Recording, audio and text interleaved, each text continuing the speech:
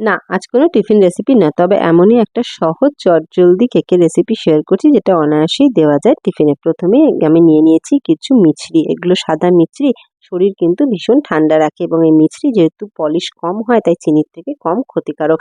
এই মিছরি কিন্তু আমি মিক্সির জারে গুঁড়ো করে নিলাম। প্রথমেই একটা বাটির মধ্যে দিলাম ১ কাপ মিছরি গুঁড়ো, তাতে দিলাম ১ কাপ আমের পাল্প, সাথে দিলাম ৩ টেবিল স্পুন সাদা তেল। সবকিছুকে ভালো করে মিশিয়ে 1 পিঞ্চ দিলাম আমি এর মধ্যে এলাচের গুঁড়ো, আর 1 টিস্পুন দিয়েছি তার মধ্যে ভ্যানিলা এসেন্স। সবকিছুকে দিয়ে ভালো করে মিশিয়ে নিলাম। এবার একটা ছাঁকনির মধ্যে দিয়ে দিলাম ১ কাপ ময়দা, 1/2 কাপ গুঁড়ো দুধ, 1 teaspoon baking powder, 1/2 teaspoon baking soda.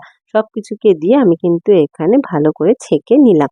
এরপরে এগুলোকে আমি মিশিয়ে নিচ্ছি। আমি কিন্তু এর মধ্যে সামান্য দুধও ব্যবহার করব, যেটা আমি অল্প অল্প করে মেশাবো। না হলে কিন্তু একসাথে দিলে ব্যাটারটা খুব পাতলা হয়ে যেতে পারে। এরকম অল্প অল্প যখন যেরকম লাগছে সেরকম পরিমাণে দিয়ে ভালো করে মিশিয়ে নিয়ে দুধটাকে আমি কিন্তু এখানে কাট অ্যান্ড ফোল্ড মেথডে ব্যাটারটাকে তৈরি করে নিলাম। ব্যাটারটা কিন্তু খুব একটা পাতলা হবে না।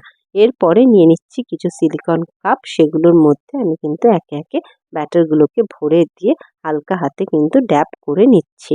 এরপরে তার উপর থেকে দিয়ে দিচ্ছি কাজু বাদাম এবং আলমন্ডের কুচি।